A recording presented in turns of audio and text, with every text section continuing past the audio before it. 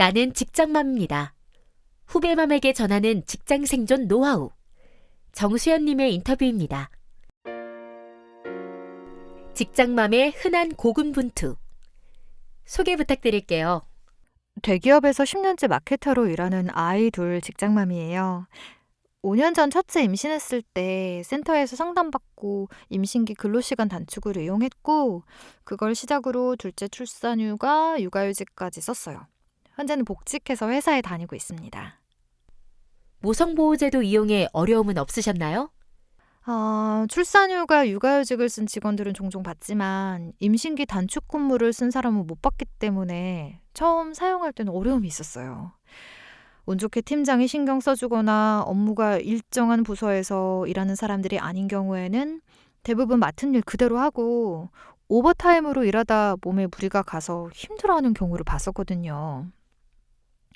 회사에서도 임단축이 있다는 건 공지하지 않아서 그걸 친구를 통해 알게 된 후 이걸 써도 되나 싶었죠.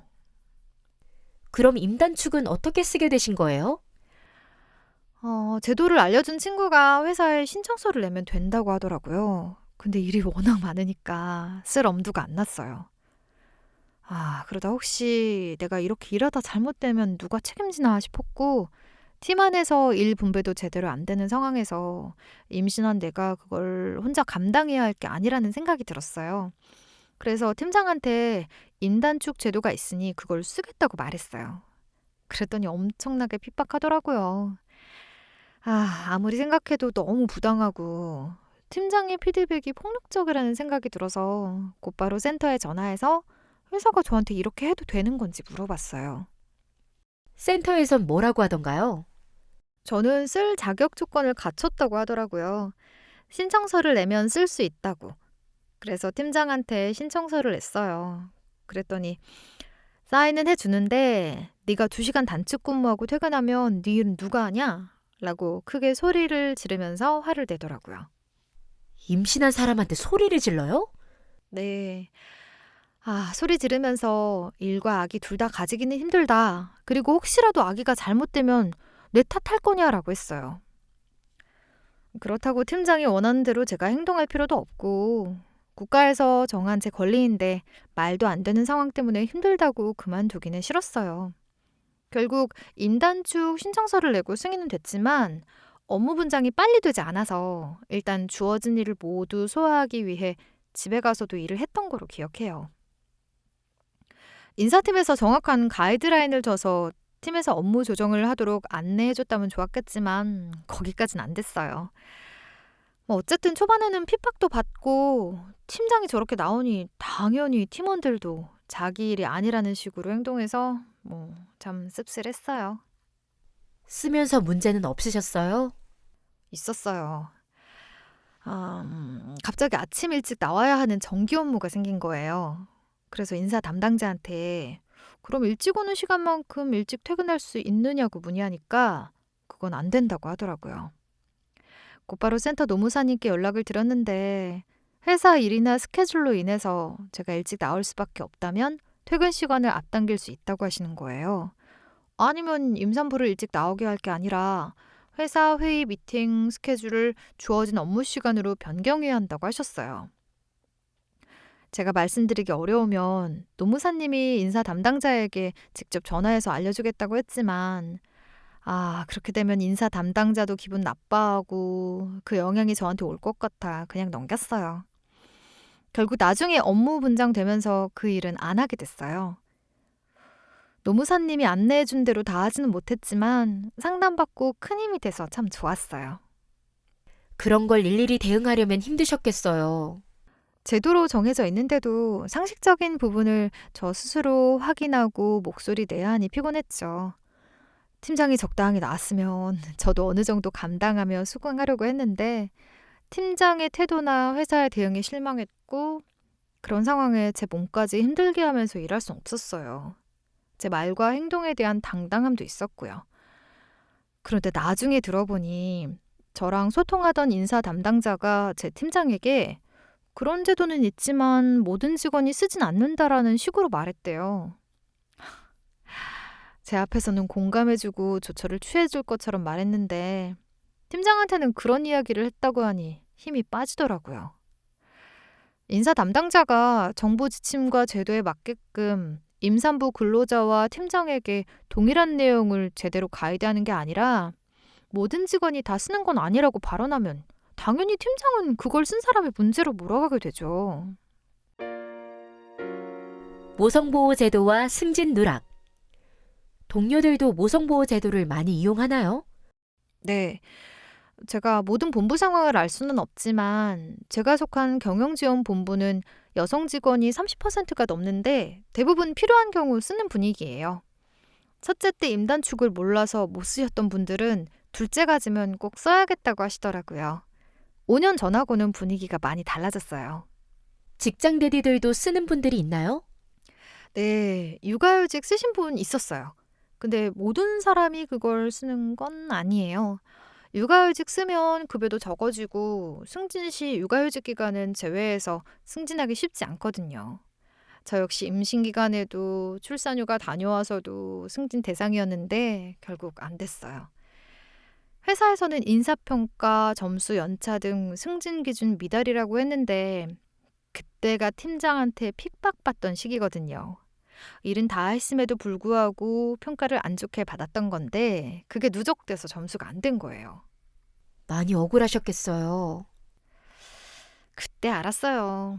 임신 출산이 일하는 여성한테는 확실히 손해라고요. 임신하면 무조건 일정 기간을 쉬어야 하잖아요. 그런 걸 다 감수하고 아이를 낳는 건데 승진의 불이익을 받는 건 굉장히 잘못된 거죠. 남자들은 군대 다녀오면 그걸 2년 경력으로 쳐줘요. 당연히 호봉에도 반영되고요. 이런 부분이 개선돼야 여성들이 좀 더 마음 놓고 아이를 낳을 수 있지 않을까 싶어요. 말로만 출산율을 높여야 한다고 하지 말고 이런 실질적인 부분부터 고쳐 나가야 한다고 생각해요. 아직 갈 길이 머네요. 그래도 다행인 건 아주 조금씩은 변화하고 있긴 한 것 같아요. 나라 전체로 봐도 육아휴직 사용률이 조금씩 늘고 있잖아요. 아빠 육아휴직도요. 그렇게 된 이유는 육아휴직 급여라든가 지원금 지급 비율이 점점 높아지는 것도 영향이 있을 거라고 봐요. 근데 더 확실하게 변화하기 위해선 휴가만 줄 게 아니라 아까 말씀드렸던 인사고과 반영이라든가 지금 회사에 다니는 직장맘과 대리들이 쓸 수 있는 제도를 많이 만들어야 해요. 출퇴근 유연근무제, 재택근무제 같은 거요. 좋은 생각이네요. 재택근무가 늘어나면 정말 좋겠지만 모든 직종에 적용하긴 힘들 테니까 일단 출퇴근 시간 유연근무제라도 먼저 시행되면 좋겠어요. 그러면 엄마 아빠가 분담해서 아이 등원이나 하원을 시킬 수 있잖아요. 기업 반발로 법개정이 어려우면 정부 차원에서라도 시범기업을 선정해서 계속 독려해주면 좋겠어요. 동료들한테 입은 상처는 꽤 오래 간다. 제도 사용하시면서 가장 실망하거나 힘든 적이 있었나요? 출산휴가 들어가기 전의 일이에요. 제 업무를 누군가는 인수인계를 받아야 하는데 담당자가 빨리 안 정해지는 거예요. 그러다 결국 휴가 들어가기 몇 주 전에 정해졌는데 그분이 제 일을 떠맡게 되었다는 식으로 짜증을 내더라고요. 그전까지는 잘 지내던 분이었거든요. 근데 태도가 확 변했어요. 제가 콕 집어서 그분한테 업무 인수인계를 하겠다고 한 게 아니잖아요. 근데 모두가 있는 앞에서 잠깐만 대충 하면 되는 거냐고 팀장에게 물어보며 업무에 대한 부담과 스트레스를 표현하더라고요. 수연님 면전에서요? 네. 근데 그분도 임신, 출산, 육아 다 겪은 직장맘이거든요. 본인도 출산휴가 갔을 때 누군가한테 인수인계하고 갔을 텐데 그렇게 말하니까 너무 실망스럽더라고요. 그때 느꼈어요. 일하는 여자한테 임신은 축복이 아니라는 걸요. 같은 직장맘한테 그런 피드백을 받은 것이 정말 안타깝기도 하고 이해도 잘 안 되고 실망스럽기까지 했어요. 아마 그분도 대체 근로자 없이 본인의 업무가 더 늘어나고 다른 팀원들과 업무 분배가 공평하게 안 되어서 스트레스를 받아서 그런 게 아닌가 생각해요. 이럴 땐 팀장의 역할이 중요한데 잘 안 된 부분에 대한 불만이 그렇게 표출된 거죠. 그러고 나서 인수인계는 잘 하셨어요?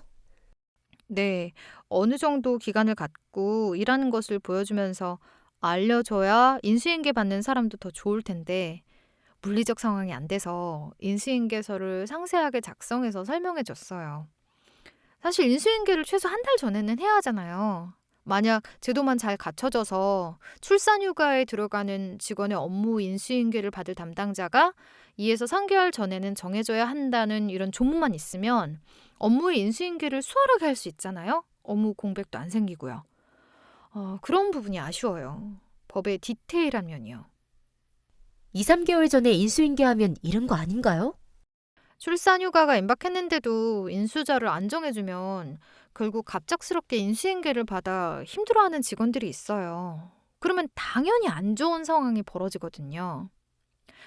회사 업무를 위해서라도 2에서 3개월 전에 인수인계 해주는 것이 더 바람직하지 않을까요? 그리고 출산 앞둔 산모 중엔 체력이나 건강이 급격하게 떨어지는 분들이 계세요. 근데 현행법은 무조건 8개월 반을 버텨야지만 출산휴가나 육아휴직 쓸 수 있게끔 되어 있거든요. 미리 쓰려고 하면 일을 그만둔 수밖에 없어요. 저도 첫째 아이 때 임단축 쓰고 스트레스를 너무 많이 받아서 몸이 안 좋았는데 결국 출산휴가 때까지 버티느라 상태가 더 악화되었어요. 그때 무급이어도 좋으니까 출산휴가 빨리 들어가고 싶다는 생각을 수백 번 했었어요.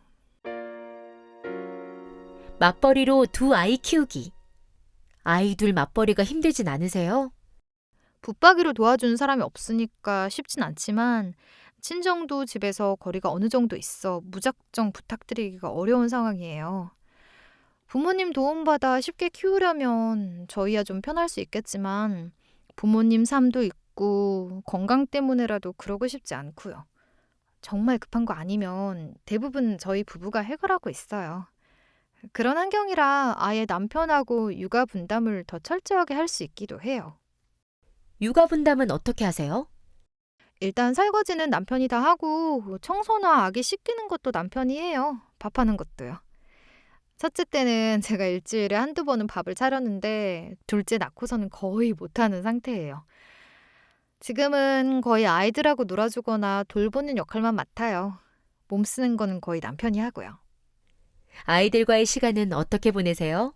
평일엔 퇴근해서 밥 먹고 씻기만 해도 잘 시간이라 놀아주기는 어렵지만 주말에 최대한 많이 놀아주려고 해요. 최근에 남편이 집 근처에 아이와 함께 놀이할 수 있는 학원 수업을 끊어줬어요. 저랑 큰아이 같이 가서 배우라고요. 작은아이는 어리니까 본인이 보겠다고. 그런 활동을 하면서 좀 더 밀도 있는 시간을 보내고 있어요.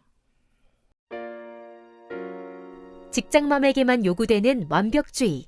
당사자로서 미디어에 비친 직장맘에 대해 어떻게 생각하세요?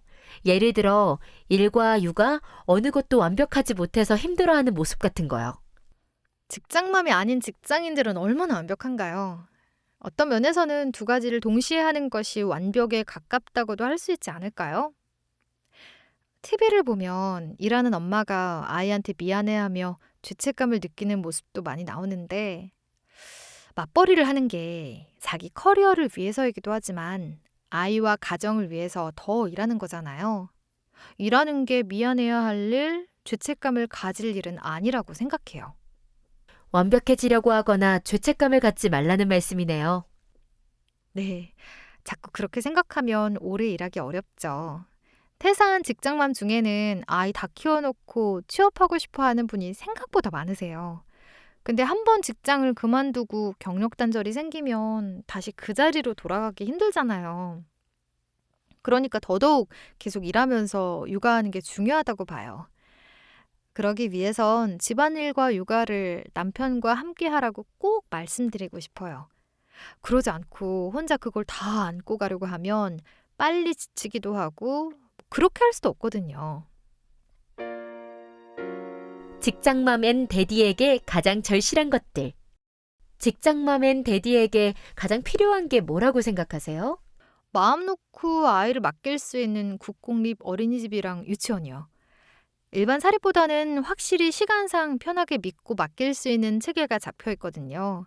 오전 7시 반에서 오후 7시 반까지는 무조건 맡아주고 야간 연장이 가능한 어린이집인 경우에는 급하게 야근이 생겨도 당일 연장이 가능해요.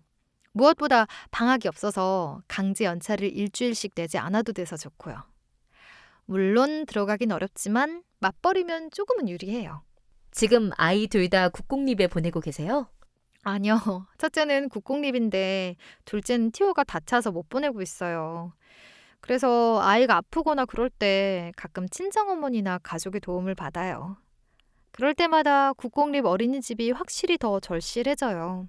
아무래도 공립이라 아이 먹거리나 안전 같은 것도 더 신경 쓰니까 더 안심하고 보낼 수도 있고요. 제도적으로 바뀌어야 할 부분은 없을까요?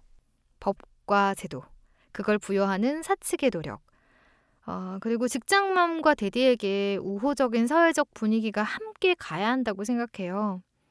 법과 제도가 아무리 있어도 그걸 부여하는 건 사람이고 그 사람은 결국 사회적 분위기에 영향을 받잖아요.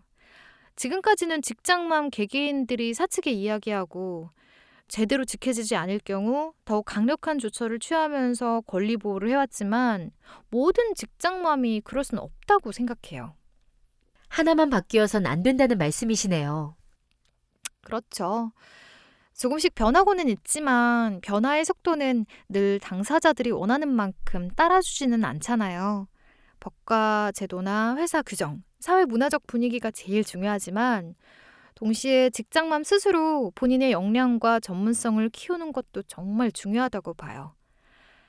그런 분들의 사례가 많이 나와서 일, 가정, 양립 및 행복한 가정을 만드는 데 기여하고 직장맘과 대디들이 좀 더 어깨 펴고 사는 세상이 하루빨리 오면 좋겠어요. 인터뷰집 나는 직장맘입니다는 서울시 사남권 직장맘 지원센터에서 제작했습니다. 서울시 사남권 직장맘 지원센터는 계속 일하고 싶은 직장맘과 함께합니다.